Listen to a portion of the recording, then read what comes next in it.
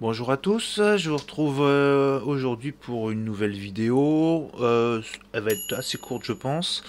J'avais pensé à vous montrer une petite astuce pour agrémenter ou modifier certaines polices ou les arranger. Alors, chacun trouvera un peu son utilisation de ce petit tuto.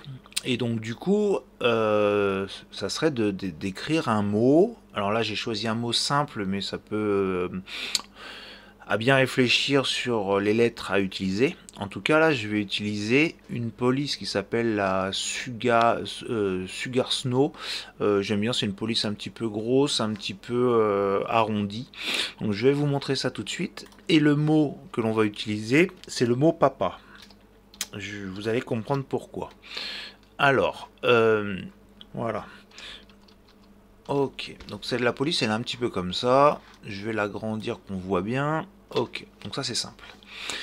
Bon, je l'ai expliqué dans plusieurs tutos, mais quand on utilise les modules sur la gauche, les formes, etc., etc., le texte, et ben en fin de compte, c'est pas des chemins, c'est pas vraiment des chemins. Et on le voit sur la partie droite, donc là, normalement, on devrait avoir plusieurs chemins. Et là, ça me met un petit T comme texte. Et du coup, c'est pas exploitable de la sorte, même si avec les nouvelles versions d'Inkscape, moi je suis sur la 1.3.2, depuis on peut directement utiliser cet objet, on va dire, directement dans le logiciel Exuberance ou Artistic Digitizer pour pouvoir le broder. Au début, c'était pas possible. Mais là, on va pas partir sur ça directement. Donc là, on va être obligé de le transformer. C'est-à-dire qu'on va aller dans chemin et on va dire objet en chemin. Donc tous les objets sur la gauche, il faudra les basculer en objet en chemin. Je vous laisse regarder ce que ça va faire au niveau de ce petit T là. Donc je fais objet en chemin. Maintenant je me retrouve avec un vrai passe, un vrai chemin vectoriel, mais toujours pareil, on a un seul chemin, alors que là, il y en a beaucoup, il y en a 8. Il y a la lettre et les intérieurs, donc on a 4 lettres, plus 4 intérieurs, ça fait 8 chemins. Comment on s'en rend compte? Comme d'habitude, alors moi c'est comme ça que je fais, il y a peut-être d'autres manières, mais en tout cas, on clique sur chemin et on fait séparer. Et là, on se retrouve avec les couleurs intérieures, en fait, en chemin qui sont de la même couleur que l'extérieur. Donc là, du coup, si je clique ailleurs, on se retrouve avec quelque chose un peu comme ça. Là, on a un petit travail, mais on va le faire que sur 2. Vous allez voir pourquoi. Donc, je vais sélectionner, je vais les garder ceux-là et je vais supprimer les autres. En fait, je vais supprimer le deuxième pas et je vais le supprimer. Et donc là, on va regarder qu'est-ce qu'on a. Donc là, je vois que c'est l'intérieur de A. Je vais l'appeler pour faciliter la compréhension, l'intérieur de A. Et là, on va dire c'est le A. Ok. Si, toujours pareil, c'est dans un but pédagogique que je fais ça à chaque fois, mais si le intérieur du A, je le transforme en rouge, là je le vois pas. Pourquoi? Parce que j'ai le A qui est au-dessus. Donc là, le intérieur du A, il faut que je le fasse glisser. Je le remonte. Je le remonte d'un cran. En le remontant d'un cran, on le voit. Et quand on le voit, on peut sélectionner les deux avec la touche contrôle et on fait chemin et on fait différence. C'est-à-dire que ça va me découper l'intérieur. Voilà comment on fait. Pareil pour l'autre. Alors là, je ne vais pas tout renommer, mais l'intérieur, je le fais glisser vers le haut. Je le transforme en rouge, par exemple. Je sélectionne les deux et je fais chemin, différence. Je cherchais. Je vais l'appeler P, que vous compreniez bien. Hop, voilà, on n'a pas, on va le dupliquer à la suite, mais on va travailler sur cela. Et bien dans l'idée, pour que ça soit plus sympa, parce que ça effectivement on peut le faire, mais quand on va le mettre dans le logiciel, il va avoir du mal à trouver l'ordre. Bon, on peut déjà l'enregistrer, vous allez voir. Si je l'enregistre, je vais l'appeler papa, par exemple, et que je vais dans le logiciel, je vais aller les chercher. On va le mettre, alors moi j'aime bien sélectionner, hop, on le met en bourdon, et regardez comment il, en fait, là le P, on va dire qu'il le fait pas mal, il part du bas, il remonte, tac, il fait comme ça. Ah bah même lui, il le fait pas si mal en fait. Il fait d'abord le A et ensuite il fait la barre. Donc là, pour le coup, il fait pas si mal. Mais en fait, c'est pas exactement ça que je voulais montrer.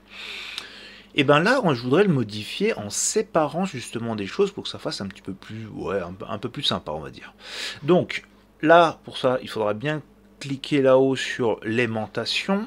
On va utiliser l'outil plume et en fait, on va, voilà, ça aimante dans le coin. Et en fait, ce qu'on va faire, c'est que voilà, je vais cliquer ici, ici, et je vais ressortir là-haut, à peu près droit, voilà, et je vais faire un clic droit. Donc là, je vais le changer de couleur en appuyant sur la touche Shift couleur pour pouvoir me le changer de couleur. Et je vais changer l'épaisseur en faisant un clic droit sur le contour, là où il y a le petit chiffre. Clic droit, je vais mettre 0,1 pour que ce soit tout petit. Une fois qu'on a fait ça, je vais sélectionner avec la touche CTRL ma lettre P et on va utiliser une fonction qui s'appelle diviser. C'est comme si on imaginait que le trait rouge, en fait, c'est un coup de couteau. Et en fait, ça va couper la lettre en deux. Je vais faire division. Et alors là, ça m'a fait exactement la même. J'ai fait l'essai tout à l'heure. Et donc là, on se retrouve avec 3P. Je vais utiliser l'outil sélection là pour pouvoir cliquer dessus. J'en ai un. Bah en fait, ça m'a gardé un petit bout là. Alors pourquoi? Normalement, en coupant, ça se trouve, il y a quelque chose qui dépassait. C'est pas très grave. Il va me garder la partie droite du P, la partie gauche du P et un petit bout de je sais pas quoi qui ressemble à rien qu'on va supprimer. Je le supprime, comme ça je me retrouve avec mon P et d'un côté. Je vais prendre mon gauche, là, ma barre du P, et avec la touche CTRL enfoncé, je vais le prendre et je vais le tirer vers la gauche. Et en fait, ça va me le faire un petit écart, qu'on l'on choisit de l'écart qu'on veut. Alors quand on a l'aimantation, il nous le fait de façon par cran. 1, 2, 3, et allez là, il n'y a plus de cran. D'accord? Donc si on veut faire un écart comme ça ou comme ça, mais on peut faire comme ça peut être sympa. Et donc ça permet de faire les deux formes du P. On va essayer de faire pareil avec la lettre A par exemple. Donc je vais faire l'aimantation, je vais cliquer ici, ici, dans le coin et là-haut. C'est pareil avec l'aimantation, il me force à aller à un endroit. Je fais clic droit, pareil, Shift la couleur pour pouvoir le mettre en rouge et je modifie l'épaisseur en le mettant avec un clic droit en faisant 0,1. Pareil, je sélectionne mon chemin comme mon coup de couteau avec la lettre A, avec la touche CTRL enfoncée. Ça me permet de sélectionner les deux. Je fais chemin. Pareil, division. Division, on pense coup de couteau. Et là, ça m'a fait que 2 A. La partie gauche, la partie droite. Je vais garder la partie droite. Je me remets, je vais recliquer sur la touche sélection là-haut. Et avec la touche CTRL enfoncée, hop, je vais l'écarter un petit peu, essayer de faire la même chose. Donc là, j'ai pas de cran, par contre, ça me fait pas de cran. Ça fait juste une... Voilà, ça me fait pas de cran, mais je vais le mettre à peu près là, parce que comme il me dit, ça veut dire que j'ai respecté un peu l'écart entre les deux. Par contre, là, je vois qu'il y a un petit bizarre truc là qui part en bas, là. Donc, je vais sélectionner sur cette partie-là, je vais appuyer sur nœud. Et je vais... Alors, attention, là, il va falloir retirer l'aimantation. Je vais remonter ça à peu près comme ça, que ça choque pas. Vous voyez, je voyais toujours une petite... ça fait une forme pas très jolie. Et bien là, ce qu'on va faire, c'est que ce nœud-là, on va le faire disparaître avec la touche supprime du clavier. C'est pas bon. CTRL Z pour revenir. Ça a dû me sélectionner les deux. Là, je vais juste sélectionner celui-là et faire supprime, voilà. Et du coup, ça m'a rendu un peu carré la partie ici. Ça fait un peu plus joli, d'accord? Il n'y a plus la petite pointe qui dépasse. Maintenant, alors là, on peut toujours modifier, c'est-à-dire qu'ici, je vois qu'il y a des formes un petit peu bizarres. On peut rendre ça un peu plus joli en supprimant quelques nœuds et en jouant avec la courbe de Bézier, si on veut, hein, c'est un choix, hein, même ici je vois qu'il y a des petites choses, enfin bon, peu importe. Et du coup, ce qu'on va pouvoir faire, c'est qu'on va sélectionner notre pas, on va faire CTRL D ou édition dupliquer, d'accord? Donc CTRL D, et avec la touche avec la touche contrôle, on va garder l'aimantation, comme ça va nous faire le bon écart. Et là, on va prendre l'ensemble et on va le déplacer avec la touche contrôle enfoncée vers la droite.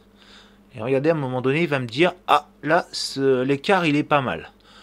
Avec les petites... on voit, il y a des petits écarts un petit peu orange. Je lâche. Et là, je me retrouve donc avec mes chemins. Par contre, on va essayer de les placer comme il faut. Par exemple, si je veux commencer par le P, je vais le redescendre. Ensuite, le A, je vais essayer de mettre dans l'ordre. C'est-à-dire, on commence par le gauche.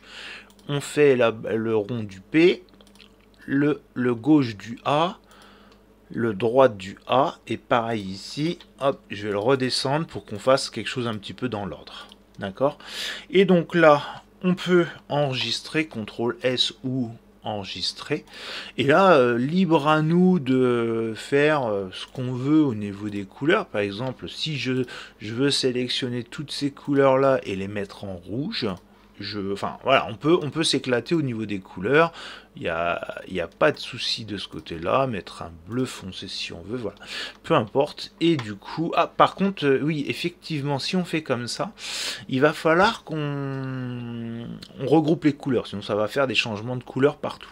Moi, je préfère le gérer, ce changement de couleur-là, directement dans Inkscape à la place de le faire. On peut le faire aussi dans le logiciel, mais bon. Donc là, comme je les ai sélectionnés toutes les mêmes couleurs et qu'on les voit qu'ils sont ici, si on veut faire un motif comme ça, et bien là, pour éviter de tout déplacer, même si on n'a que 4 des chemins, et bien là, je vais faire CTRL G, c'est-à-dire grouper, CTRL G, et comme ça, je peux me l'appeler, par exemple, bleu,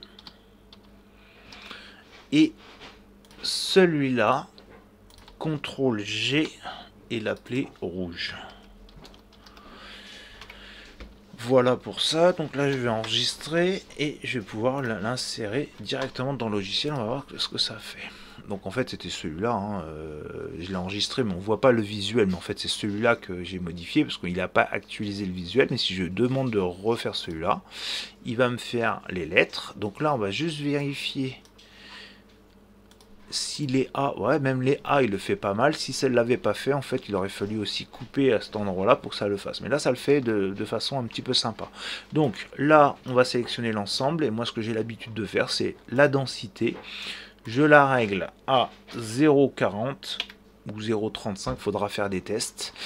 Et puis voilà. Et donc là, il m'a fait mes densités.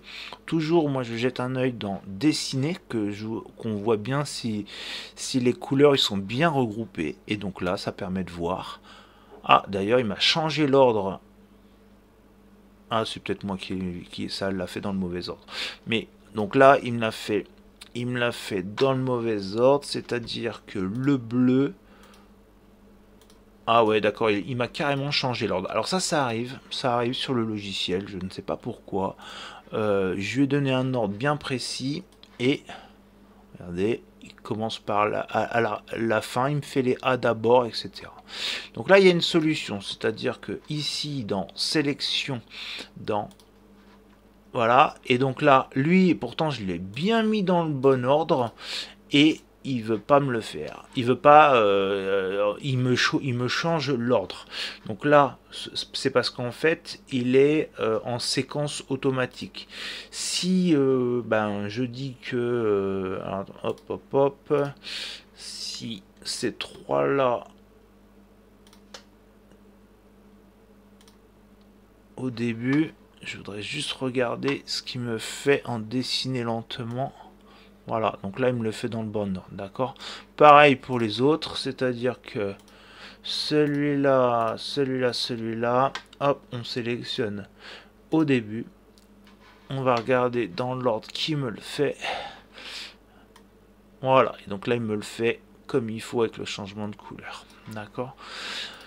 Voilà pour ce petit tuto, c'était rapide, c'était juste pour un petit peu se personnaliser. Donc là il n'y a pas beaucoup d'écart entre les deux, il aurait peut-être fallu l'écarter un petit peu, c'était juste pour le test. En tout cas, voilà, donc on a des possibilités infinies toujours en passant par le logiciel Inkscape et en se prévoyant exactement ce que l'on veut faire. On peut se faire des effets, on peut faire vraiment tout. Par exemple, si le bleu là je le duplique et je l'appelle ombre par exemple. Ombre bleue, on va dire. Hop, ombre bleue. Hop, enregistré. Et que je resélectionne pour le sélectionner comme ça. Je vais lui choisir un gris par exemple. Donc là, comme il est par-dessus, donc c'est normal qu'il me le mette par-dessus. Mais là, je vais le mettre en dessous du bleu, comme ça on le voit plus. Et là, je vais le décaler avec la touche contrôle. Alors peut-être il faut retirer l'élémentation. Je le décale légèrement. Ah, ça me sélectionne l'autre. Alors, CTRL Z. Alors, ce qu'on va faire, on va le remonter d'abord. Il faut qu'il soit au-dessus pour pouvoir le déplacer. Je le décale légèrement comme ça, par exemple. Et une fois que j'ai choisi l'écart voulu, je le redescends. D'accord? Pareil pour le rouge. Si on voudrait le dupliquer et l'appeler ombre rouge. Ok. Je vais le mettre pareil en gris, alors peut-être un gris plus clair, enfin on fait ce qu'on veut du coup. Je le resélectionne gris un peu plus clair, on a dit. Je le déplace avec la touche contrôle légèrement sur la droite si on veut. D'accord. Et une fois qu'il est placé, je le redescends sous le rouge. Et voilà, on peut faire des effets à volonté, etc., etc. Et comme lui, il va gérer les superpositions, il va gérer les choses à supprimer derrière. Donc voilà pour ce petit tuto de possibilités avec la police. N'hésitez pas à me dire en commentaire si vous avez d'autres idées de choses que vous n'arrivez pas à faire. C'est avec plaisir que je regarderai pour vous faire une vidéo. Je vous souhaite une bonne journée. Au revoir.